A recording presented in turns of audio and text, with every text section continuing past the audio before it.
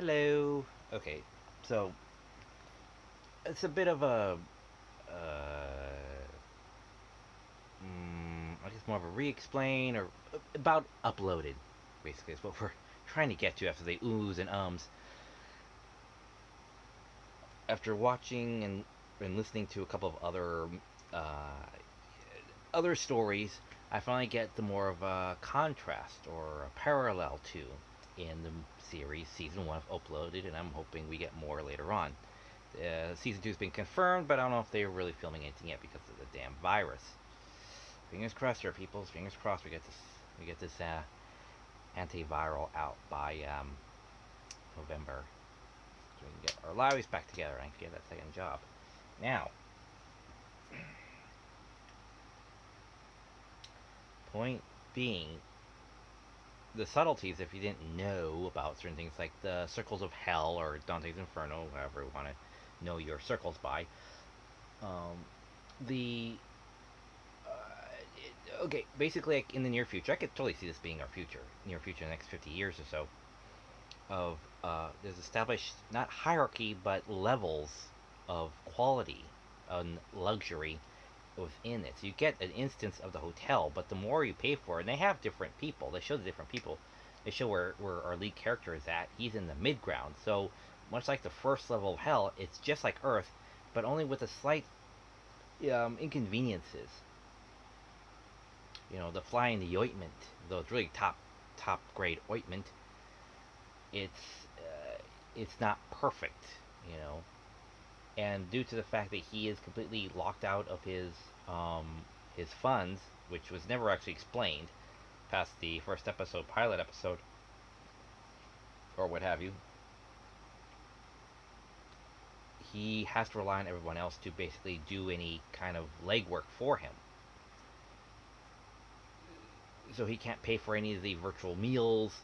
He has to um, virtually bum off of a character who does the jailbreaking thing or glitch or whatever you want to call it to get a free muffin, and that's it. So yeah, so basically where he's at is a lot like the first level of hell. And as the story progresses, we see the very rich guy who has like billions of dollars or whatever. So he's like near the top floor or on the top floor, and he has like a way better time. He has like constant catering service. He doesn't have to deal with any hassles whatsoever, as opposed to people all around our lead character. I forget what his name was, but like the little kid who's stuck being a little kid for the past 10 years, and his mom neither refuses to or doesn't have enough money to get him an upgraded body to be an actual grown up. Even though he has the mind of a grown up, he doesn't have the body of a grown up. So he's still stuck in this little body, and he sees that everyone else has kind of moved on without him. He goes, how is this supposed to be life if I can't even move on? I can't do anything. There's nothing else to do here. There's no one else my age. Not well, he's basically equivalency. There's no other teens basically there because no one else has really died at that young age. Everyone else is here has died later on in life. So a bunch of middle-aged and elderly. There weren't any other kids, or at least on his floor anyway. So he's stuck in this kind of purgatory. That's his basic setup. Um, Everyone else is kind of content with where they're at. They're say it's good enough. It's still a life to live. He's still getting at least a decent enough amount to do. But yeah, he's stuck in a more of a disadvantage because he doesn't have access to his funds. He can't really do very much. He can't purchase any in-game apps or whatever. And then he decides, is shown, and then goes to the lowest levels, the 2 gig and 1 gig people. He decides to go down there because his funds are basically tied to his overly um, uh, egocentric girlfriend. And so he decides to take whatever money he has. He's only given like 10 grand or something like that a month. So he takes that and goes down to the 2 gig to stay down there. But he's only given 2 gigs or whatever per day or something like that. So he is stuck in basically a literal purgatory. And that's basically where our story leads off. But yeah, it just goes to show that in a peaceful utopia of digital afterlife, there's still going to be a hierarchy. You still get what you pay for.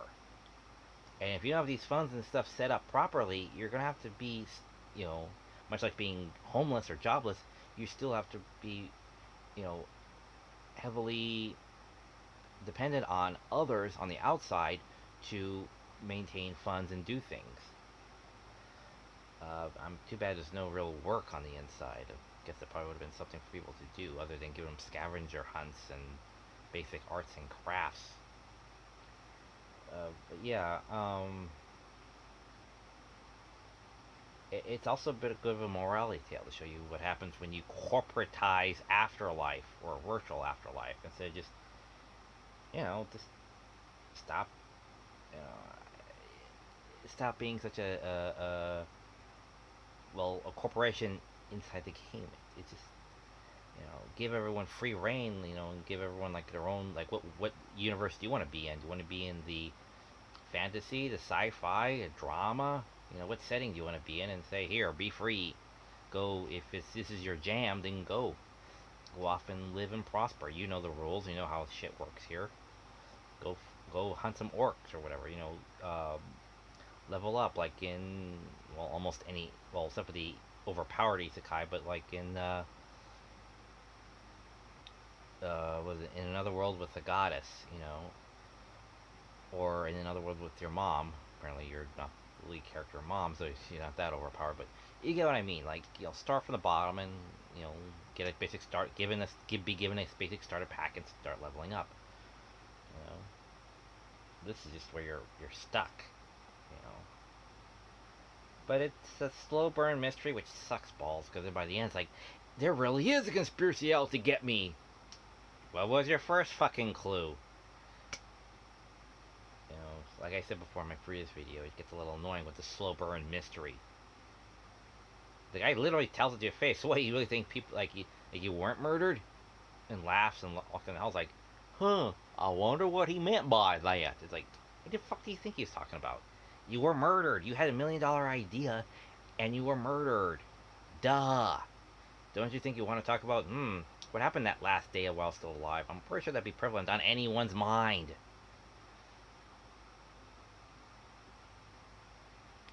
Anyway,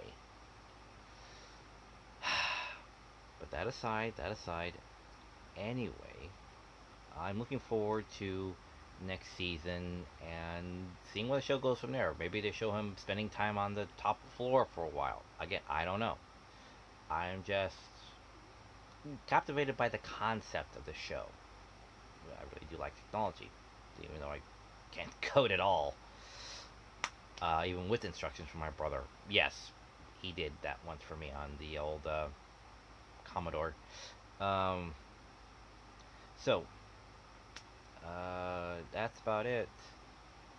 So yeah, there are some undertones of more or less of Dante's Inferno.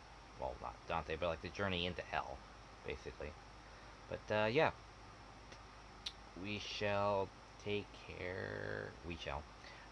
So y'all take care out there, and I'm going to finish eating my pizza. All right, take care.